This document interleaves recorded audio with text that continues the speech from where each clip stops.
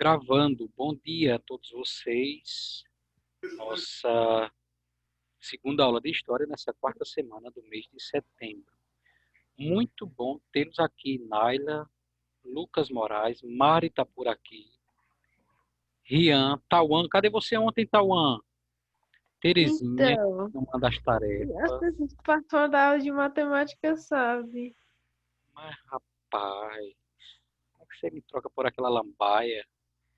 Ana Terezinha manda tarefa, Ana Cláudia está por aqui, Malu, Diego, Raquel está entrando, conectando, João Pedro, Raquel, o grande Aristóteles, novamente o filósofo grego está por aqui, Lara Beatriz, Ceci, Letícia, Moché, Ana Beatriz, Matheus Henrique, e Isaías também está conectando. Mais pessoas deverão chegar, né?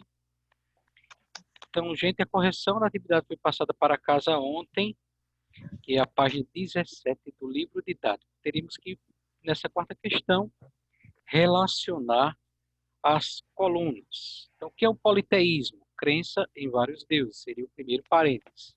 Idolatria, culto de ídolos e imagens, último parênteses. E santuários, nesse contexto que a gente está estudando. Construções feitas pelos árabes antigos para veneração de seus deuses. De modo que a correção do quarto quesito deveria ficar ACB. Acredito que todo mundo acertou, né? Quinta questão. Para os comerciantes e as autoridades de Meca, o culto de ídolos era uma fonte de lucro. Essa informação a gente já sabe, né? A galera, a tribo dos coraixitas, essa informação nós a temos. Lá na página 30, o último parágrafo, era a tribo lá da Arábia Saudita que comandava, que controlava essa peregrinação religiosa na cidade de Meca. Então, eles lucravam com isso. É justamente o que está dizendo a primeira linha daqui da pergunta. Os comerciantes e autoridades de Meca, o culto de ídolos era uma fonte de lucro, sobretudo ali, que era o principal santuário, em Meca. Este foi um dos fatores de não aceitarem a religião monoteísta que Maomé pregava e passarem a persegui-lo. Deu para todo mundo entender, né? A gente comentou isso. Se as pessoas iam a Meca e ali gastavam nessas peregrinações com hospedagem, com alimentação, deixavam suas ofertas lá na Caaba. A partir do momento que aparece esse camarada Maomé dizendo que não existe aquele monte de divindades que as pessoas saem de seus lugares para irem adorar em Meca, enfim, ele estava indiretamente acabando com essas peregrinações. Foi um dos motivos que fizeram com que as autoridades o perseguissem. Que fique claro na cabecinha da gente. Como resultado, Maomé e seus seguidores fogem. Essa informação também nós já sabemos. Eles são expulsos de Meca e vão para Iatrebe. Chega lá, Maomé consegue juntar em torno de si um grupo de seguidores, de discípulos, de ouvintes, muda o nome da cidade de Iatrebe para Medina. Essa fuga se dá no ano 622, que é considerado o ano zero, 622 no nosso calendário, depois de Cristo. Para eles é o início do calendário deles, o ano zero. Como esse fato ficou conhecido? Égira. Essa informação nós já tínhamos lá na página 31 e o parágrafo 4º. Sexta questão. Numere de 1 a 5 os eventos relacionados à religião islâmica na ordem que aconteceram. Então, a primeira coisa que nós temos, Maomé vê o anjo Gabriel. Ele ouve a pregação, retira-se desse período de contemplação e escuta interior. É aí que ele diz ter as visões do anjo Gabriel. Segunda, vai lá a Meca, prega, é expulso, vai para Iatrebe. Segundo evento, ida de Maomé para Iatrebe. Depois que ele vai para Iatrebe, ele junta os seguidores e volta à cidade de Meca para tomar a cidade com um grupo de seguidores. Depois que ele toma, vai ter 10 anos depois a morte dele. Depois da morte dele, o islamismo vai se expandir para além da região ali onde ela surgiu, a Península Arábica. De modo que a correção do sexto quesito deveria ficar 2, 1, 4, 5, 3. Confiram aí no seu livro de atividades, página 17. Sétima questão. Escrever um texto a respeito da religião islâmica utilizando essas palavrinhas. Nália, lê o teu texto aí. Porque é assim. A nova religião criada por Maomé, uma crença monoteísta, onde não há o culto de imagens de deuses, mas sim de um só Deus. Depois da morte de Maomé, criaram um livro chamado Alcorão, onde havia explicações sobre a crença, como o jejum, a caridade e a peregrinação. Excelente, Nália. Lucas Moraes, lê aí o teu. Professor, foram as debates que eu fiz. Primeiro assim, Maomé passou a ver a religião monoteísta, a possibilidade de unir e de igualdade material entre os árabes que não faz parte da fé muçulmana. Faziam parte do culto de imagens, enfermos e mulheres grávidas. Estavam liberados do jejum e peregrinação. A caridade é em favor dos necessitados e o Alcorão é enviado como guia para os homens. Muito bom, Lucas. Parabéns aí, Nália. Lucas. Tauan, quer ler o teu, Tauan? Queres ler o teu? Não, obrigado. É porque Esqueci tu a acha que página. tu não fizesse, né? Eu tô pesquisando a página. Acorda, Gabrielzinho. Olha o cachorro aí lambendo tua orelha. Mais alguém quer ler a sua resposta do sétimo? Rianzinho, É o meu sapinho. Terezinha, Ana Cláudia, Malu, Diego, Raquel, João Pedro, Aristóteles, Lara, Letícia, Gabriele, Moshe, Ana Beatriz, Mateus, Isaías, Vitor, Mateus, Cessi, Iris. Mais alguém quer ler a sua resposta do sétimo? Não. Vamos lá voltar à oitava questão. Observando a imagem. De acordo com a imagem, com seus conhecimentos, responda às questões. O que a Caaba representava para os árabes antigos antes do surgimento do islamismo? Local onde se adoravam os deuses. Muito bem, Nala. Valeu aí. Obrigado mais uma vez pela ajuda. Então, gente, é importante lembrar que esse santuário está revestido de tecido, mas aqui dentro existe uma pedra considerada sagrada para as tribos beduínas ali da Arábia Saudita. Esse santuário já existia antes do surgimento do islamismo, lá em Meca. Era o local onde eles se adoravam, essas pedras, as divindades que ficavam, 360 divindades dentro desse santuário, e ela permaneceu, né, como sendo ali o local de importante peregrinação para os muçulmanos, depois que surgiu essa religião. Então, era ali o santuário que juntava todas as divindades adoradas naquele deserto da Arábia Saudita, como Nália respondeu. Letra B. Daqueles 5 pilares, aquelas 5 regras que os muçulmanos devem seguir, que a gente comentou na página 32 do didático. 5 pilares: jejum, caridade, Lucas lembrou para a gente também. Essa imagem corresponde a qual dos 5 pilares, Lucas? Diz aí. Olha, a letra A que eu botei assim na letra A. É o lugar onde se encontra o templo do Kaaba. E letra B, Zakat. Faca, vaca, Não, Zakat. zaca. Uhum. Explica aí pra gente, zaca.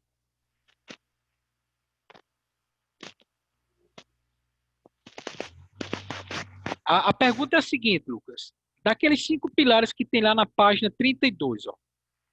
O islamismo, nessa janelinha que eu estou mostrando aí na minha tela. Tem essa janelinha aí na página 32 do livro didático de vocês.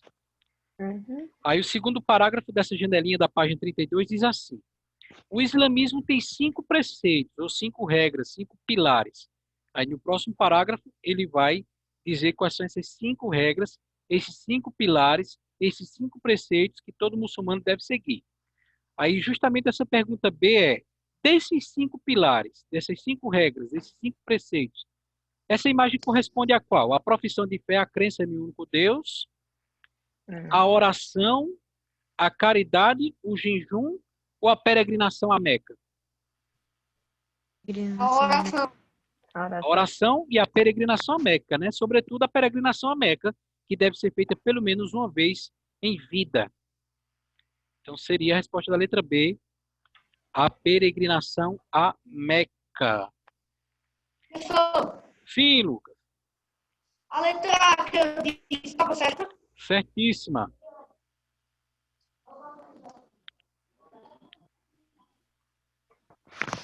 Podemos continuar na página 35 agora do livro didático. Antes da gente continuar, vejam aí na tela, gente, eu preparei para vocês aí, ó, um esquema resumindo aquele nosso assunto da aula de ontem, sobre os grupos radicais islâmicos.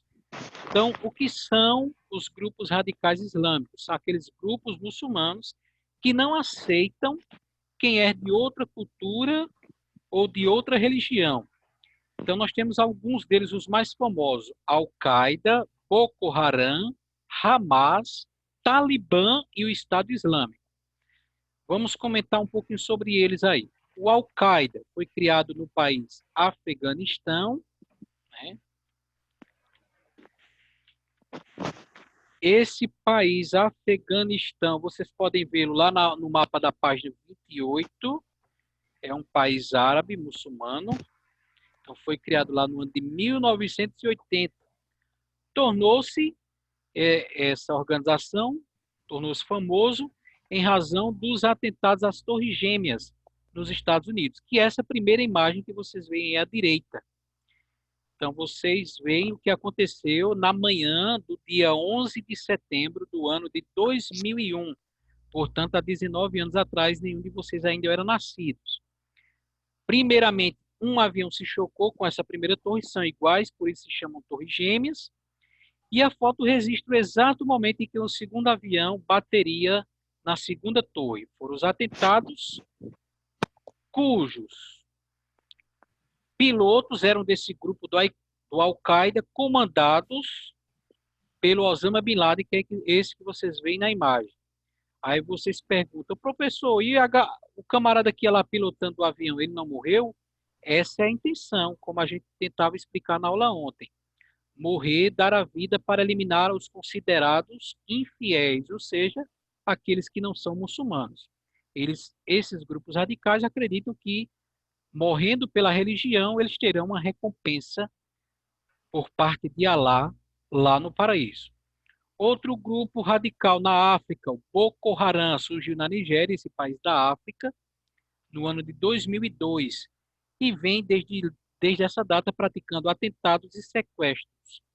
E aí vocês veem alguns integrantes militantes do grupo radical Boko Haram, grupo muçulmano, a ponto de eliminar aí algumas pessoas, alguns prisioneiros. O grupo radical islâmico Hamas atua na Palestina, é aquela região ali do Oriente Médio onde está a cidade de Jerusalém. Eles lutam contra os judeus disputando a cidade de Jerusalém. Tem tomado uma configuração de partido político que desde 2006 controla a chamada faixa de Gaza. Então, quando a gente está ali no intervalo da novela Carinha de Anjo, Cúmplices de um Resgate, às vezes aparece no jornal uma reportagem sobre essa famosa faixa de Gaza, falando dessas disputas entre muçulmanos e judeus. E aí existe esse grupo radical que tenta expulsar os judeus lá na Palestina, o Hamas. Quem iria falar? Alguém disse aí, professor, eu já assisti um filme sobre isso. É interessante ele. Ok. Outro grupo aí, o Talibã, iniciou no Paquistão.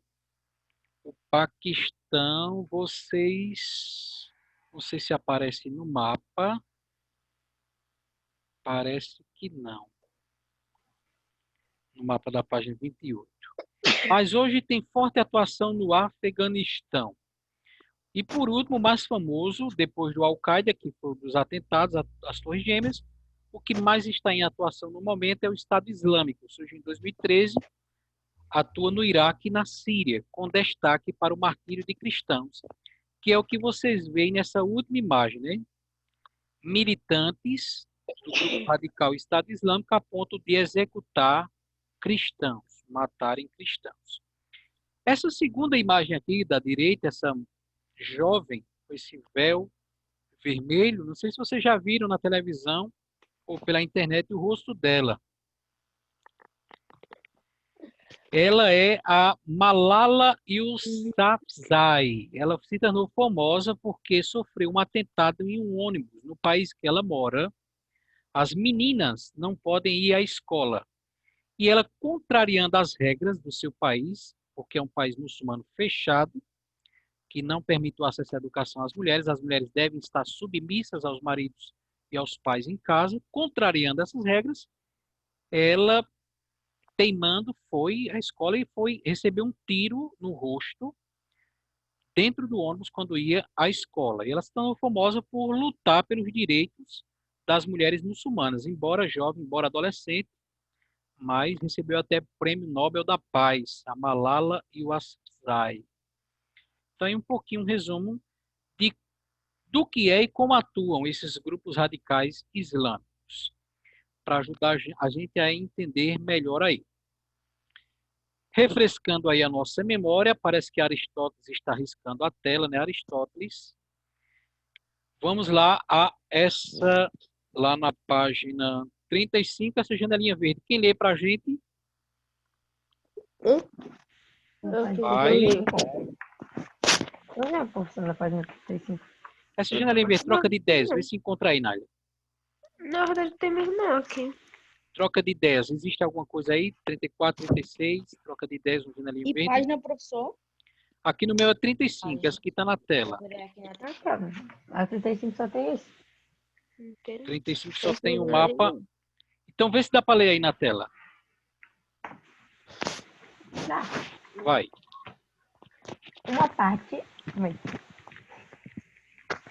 Uma parte significativa do Alcorão se refere ao Apocalipse, o último dia, o acontecimento final, quando Deus, o justo juiz, voltaria para devolver o mundo ao caminho do bem. Os religiosos foram convocados para a Guerra Santa, a fim de se prepararem, e também o mundo para o dia iminente do juízo final. O último discurso registrado de Maomé advertia que não há outro Deus além de Deus. Olha, o que chama a atenção aí é essa terceira linha. Os religiosos, ou seja, os integrantes, os membros da religião islâmica, são chamados, convocados para uma guerra santa, a fim de se prepararem e também prepararem o mundo para esse dia final. Então, é isso que esses grupos radicais que a gente acabou de comentar levam a sério, essa guerra santa, a chamada jihad, ou guerra santa, jihad em árabe. Então, eles se entendem nessa mentalidade, que estão numa guerra contra essa cultura ocidental considerada pagã, considerada pecaminosa, e eles querem travar essa guerra contra a humanidade para converter a humanidade à fé islâmica. Muitos têm esse pensamento radical. É isso que uma ideia que tem o seu início já lá no começo da religião islâmica, travar uma guerra contra o mundo para preparar, converter o mundo à religião islâmica. Então, muitos grupos radicais levam isso a sério e oferecem sacrifício à própria vida nessa disputa, nessa guerra, nessa empreitada, dando a vida pela religião deles. Nas terras conquistadas, geralmente, os líderes da religião islâmica cobravam um imposto, né? Tal nome aí, Kharaj em árabe, diferia de acordo se a pessoa fosse muçulmana ou não o valor desse imposto. Outro imposto, o jizya, cobrado apenas aos não muçulmanos. Assim, esses impostos acabavam se transformando em um estímulo à conversão islâmica. Por que estímulo? Porque era preferível converter-se, tornar-se muçulmano para não ter gastos, para não pagar impostos. Próximo parágrafo, alguém lê? O processo de expansão. Posso? Vai. O processo de expansão possibilitou aos árabes a conquista Professor, qual das página rotas que eu perdi? comerciais, antes 35. denominadas pelos persas, indianos Velocidade, e relatividade. bizantinos. Os árabes comercializavam ouro e marfim da África, além de especiarias, porcelanas, tinturas, pergaminhos e sedas do Extremo Oriente. Por causa do extenso comércio realizado, os árabes foram obrigados a se organizar, fazendo uso de recibos e de cartas de crédito. Ok. Alguém perguntou aí se era do livro didático ou de atividade. Gente, o livro de atividades é só a atividade que vai para casa, que a gente começa a aula fazendo a correção. Depois que a gente faz a correção, continua o livro didático, né, o assunto. A aula é sobre o livro didático aí. Então, esse processo de expansão, ou seja, a religião muçulmana que sai daquela região da Arábia Saudita e vai se expandindo, é o mapa que vocês têm aí. Acredito que é, não sei se é na página 35 ou 34, Nália, mas é um mapa que mostra a expansão do Islã, é o título do mapa, né? E aí vai conquistar rotas comerciais, antes chegando em territórios que antes eram dominados por esses povos que Nália leu, persas, indianos e bizantinos, né?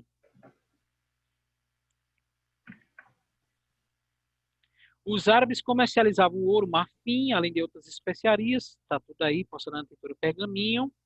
Por causa desse intenso comércio, foram obrigados a se organizar, fazendo uso de recibos e cartas de crédito. E aí, nisso que Nália leu, a gente tem uma importante contribuição dos árabes, além de outras que virão mais à frente, que é eles serem difusores de moedas, ou seja, utilizaram bastante esse método de comércio, né? Nós tínhamos uma forma de comércio anterior, que era o escambo, por meio da troca de mercadorias, mas os árabes, nessas relações comerciais que Nália leu, eles utilizaram bastante, difundiram o uso bastante de moedas, em decorrência desse comércio, para facilitar, né, a comercialização. Aí prestem atenção nessas moedas. Uma é dos anos 200, portanto, antes do surgimento do islamismo, e aqui está a legenda, né, moeda árabe. Não pode esquecer que antes do surgimento do islamismo, a região da Arábia Saudita já era ocupada por tribos de beduínos, tribos de comerciantes ao lombo de dromedários, né, que transportavam suas mercadorias no lombo de dromedários. Então, essa primeira moeda é antes do surgimento do islamismo. E aí vocês percebem que existe uma gravura, um perfil, um rosto talhado na moeda. Já a próxima moeda, a segunda, ela é depois do surgimento do islamismo. Eu vou deixar as moedas projetadas na tela. Estou também aqui com o livro físico. E aí vai para ajudar a gente nas perguntinhas que tem abaixo. Qual a diferença, a principal diferença percebida em relação às duas moedas? A primeira era antes do islamismo. Além da data, Nália, no modo em que elas foram confeccionadas, qual a diferença de uma para outra? Uma retrata um rosto e o outro com letras. Boa. Isso. Teu áudio está cortando um pouquinho, Lucas. A gente não consegue entender bem, mas eu acredito que seria essa mesma ideia que Nália deu aí também. Aí a segunda pergunta é com base nessa primeira, Lucas e os demais. De fato, a primeira tem a gravura de um rosto, a segunda somente caracteres, letras. Professor, Oi. é para responder agora ou para conversar?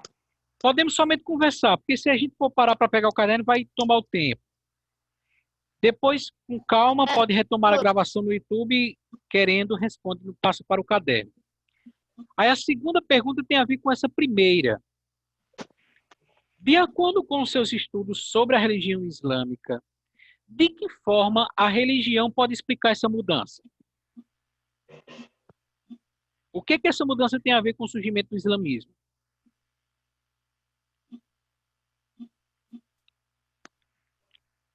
A resposta vai estar... Deixa eu ver se eu encontro aqui, hein? Mas a gente já viu esse detalhe no livro didático. Está na página 32, abaixo dessa janelinha do Saiba Mais. A resposta dessa mudança está lá na página 32. E também na página 31. A página 31 vai ficar mais fácil. Vocês veem no meu livro aqui a página 31, essa imagem que eu estou mostrando aí na minha janela. Vocês veem aí no livro de vocês? Sim. Encontrasse, Naila? Uhum. No meu é página 31. Eu não também tenho. Do lado da imagem tem a legenda embaixo. O que que diz lá? A terceira linha. É, professor, tá do mesmo jeito aqui do livro. Lê aí, Isaías, a terceira linha da legenda dessa imagem. Ressaltar que o islamismo Proíbe a proíbe o reprodução quê? de figuras humanas. Pronto, agora a gente vai encontrar a resposta lá da letra B. De acordo com seus estudos sobre o islamismo, de que forma o surgimento da religião islâmica pode explicar essa mudança nas moedas? Por que que aquela moeda antes do islamismo tinha um rosto e a depois do islamismo só tinha caracteres? O que isso tem a ver com o surgimento da religião muçulmana? Pois proibiam? Porque a religião muçulmana proibia a representação de figuras humanas. Valeu, Nália. Continuando, na página 36, cultura e sociedade. Com a expansão da religião islâmica, vão surgir novas formas de organização social. Na aula passada também a gente comentava um pouquinho de que a religião, ela controla também, nesses países considerados muçulmanos, a religião controla também a política. E o chefe político e religioso é chamado de califa. Então, é outro ideal também dos grupos radicais, criarem, estabelecerem os chamados califados, ou seja, aqueles locais de dominação muçulmana onde a religião será imposta. Aqueles locais controlados onde se vive a religião islâmica e não se aceita outra cultura, outra religião, esses locais dominados são chamados de califados. Independente da forma de organização, vai permanecer o patriarcalismo, ou seja, a importância dada à figura do homem, do pai, do esposo, do homem adulto, né? Já as mulheres cabe aí um papel de submissão ao pai, ao marido ou aos filhos, homens já adultos. Agora veja interessante essas duas próximas linhas. Com a globalização da economia e a facilidade de trocas de informações, na atualidade, em muitos países islâmicos, as mulheres vêm adquirindo mais participação em todos os setores da sociedade. Então, nessa globalização, nessa modernização, as mulheres muçulmanas também vêm lutando por mais direito, liberdade e igualdade com os homens. Não entendi. Alguém falou aí? Não falaram? Pode continuar. As longas viagens permitiram o contato dos muçulmanos com outros povos. Nesses outros povos, eles vão conhecer outras culturas e vão também difundir, espalhar coisas que eles conheceram, aprenderam com outros povos. Então, por exemplo, a bússola dos chineses, a pólvora dos chineses, o astrolábio, vão conhecer e espalhar esses conhecimentos, como também vão aprimorar, aperfeiçoar algumas dessas técnicas e criar outras. Por exemplo, os números que nós usamos são chamados de algarismos arábicos. E não é à toa que tem esse nome, porque foram os árabes que legaram para todo o Ocidente, apesar de eles estarem no Oriente, mas fizeram essa ponte. Aprenderam lá, vai dizer aqui o próximo parágrafo, no Oriente, na Índia, e transformaram nos números que a gente conhece hoje. Isso, os árabes muçulmanos. Alguém pode ler esse próximo parágrafo? Eu vou ler porque já estamos nos 8 últimos minutos. Os algarismos arábicos, por exemplo, foram trazidos da Índia.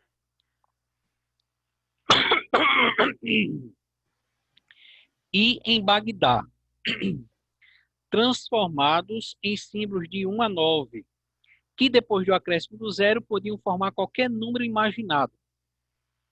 Esses algarismos foram levados para a Europa e substituíram o uso do ábaco lá na Europa nas transações comerciais.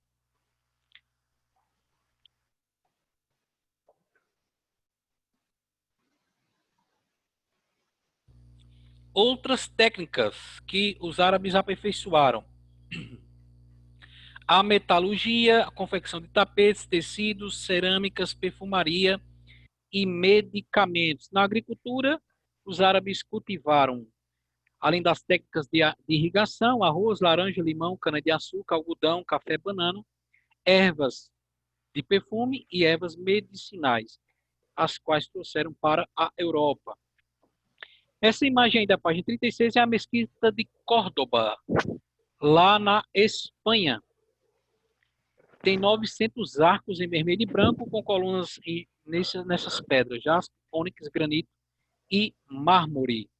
Se vocês tiverem curiosidade, existe aqui em cima esse código de realidade aumentada, onde pelo aplicativo RA Positivo, vocês podem fazer a viagem virtual pelo interior dessa antiga mesquita. Hoje foi retomada pelos católicos e é transformada numa igreja católica lá na Espanha, mas ainda está lá para visitação. E aí na página 37, o que é que nós temos? Com os chineses ainda, os árabes aprenderam a produzir o papel, isso facilitou registrar, escrever e também circulação de ideias, conhecimentos e tudo mais. Foram os árabes que criaram os códices, textos encadernados no formato de livros, como conhecemos na atualidade. E aí vai dizer essa janelinha verde, muito da cultura livresca ocidental teve suas origens no Islã. Conquistando outros povos, os muçulmanos sempre demonstraram uma notável capacidade de assimilação, aprendendo técnicas ligadas à produção de livros. Eles a levaram a um patamar muito mais alto. Logo no século VIII, nos anos 700, aprenderam com prisioneiros chineses a confeccionar o papel. Aos escribas etíopes foram tomar a forma do códice, transformando a técnica de confeccionar capas de couro numa sofisticadíssima arte. Os calígrafos e ilustradores do Islã transformaram o livro num objeto belo por si só, e os colecionadores passaram a apreciar a aparência suntuosa de um livro na mesma medida em que apreciavam seu conteúdo. Então, um pouquinho aí o surgimento dos livros, cujo papel foi inventado pelos chineses, mas os árabes muçulmanos aperfeiçoaram. E aí na imagem vocês têm a ilustração do que seria uma reprodução do Alcorão e a sua confecção em livro. Lembra lá que os cristãos usavam ainda pergaminho. Quem foi que chamou o professor? Sim, Rian. Que vai atividade para casa? Só quando terminar a aula, né? O contato dos árabes com outras culturas de várias sociedades, além da tradução para o arábico de textos gregos, romanos e indianos, essa produção de livro foi considerada aí na história como a Idade de Ouro Islâmica. Vejam esse próximo parágrafo. Uma das áreas de maior pesquisa dos árabes muçulmanos foi a medicina, sendo os árabes muçulmanos responsáveis pelo primeiro hospital em Damasco e pela invenção de instrumentos cirúrgicos, como agulhas e bisturis, pesquisa sobre o funcionamento do olho humano e doenças mentais. Para casa, eu vou deixar somente a página 38, então dá tempo ainda da gente ler essa janelinha verde da página 37. Diz assim: as noções ocidentais de medicina baseavam-se amplamente na superstição e no exorcismo. Veja, aqui ele está falando das noções ocidentais. Então, a galera do Ocidente, a medicina deles era baseada na superstição e no exorcismo, em agudo contraste com a instrução clínica avançada dos árabes. Ele está fazendo uma comparação da medicina da galera do Ocidente, da Europa, com a medicina dos árabes muçulmanos. Enquanto os europeus, a medicina deles era baseada na superstição e no exorcismo, ou seja, as doenças eles consideravam castigos divinos, superstição, exorcismo, havia um contraste na instrução clínica e avançada dos árabes. Enquanto os europeus tinham conhecimento de superstição, os árabes tinham conhecimento avançado. Diga, Lucas. Oi? É a página. É a página. Eu tô na aula. Oxe, a pessoa tem que ficar desligando o microfone toda hora. Fala de novo, Lucas, porque Isaías não permitiu a gente escutar aqui. Diz de novo aí. Ô, professor, a página 38 a 39 que vai para casa. Calma, Lucas. A gente ainda está no conteúdo do livro de dados. Antes de terminar a aula, eu passo a atividade para casa. Vamos com calma aí. Por enquanto, estamos lendo essa janelinha verde da página 37, que está comparando o conhecimento da medicina dos europeus, dos ocidentais, que, como nós tentávamos explicar, era baseada na superstição. Portanto, os europeus, as doenças, eles consideravam castigos divinos, superstição. Já os árabes tinham uma instrução, um conhecimento clínico avançado. Conhecimentos de cirurgia, farmacologia, doenças da pele, epidemiologia. Os recém-chegados europeus ocidentais não tinham nenhum conhecimento de higiene e saneamento. Uma profunda afronta aos muçulmanos. Essa falta de higiene dos ocidentais, dos europeus, era uma afronta para os muçulmanos, né? Considerado assim algo repugnante, que eles viam não com bons olhos, afronta, já que os muçulmanos realizavam abluções, rituais de lavagem, antes de cada uma das 5 orações diárias. Os observadores muçulmanos levaram em pouca conta o que viram da cultura dos Franco, que era assim como vai dizer essas duas linhas acima da janelinha verde. Franco era como eles chamavam a galera da Europa, os ocidentais. Do ponto de vista dos muçulmanos, os ocidentais europeus não entendiam nem mesmo a tecnologia básica, exceto talvez as das máquinas de guerra. Não possuíam ciência, medicina, matemática e nenhuma investigação filosófica. Eu achei esse texto um pouco preconceituoso com os europeus, já que os europeus, nós tínhamos ali os gregos, né? E apesar de não serem europeus, mas serem do Ocidente, nós tínhamos também filósofos em Roma. Para casa, antes que o tempo caia, a gente perca a gravação.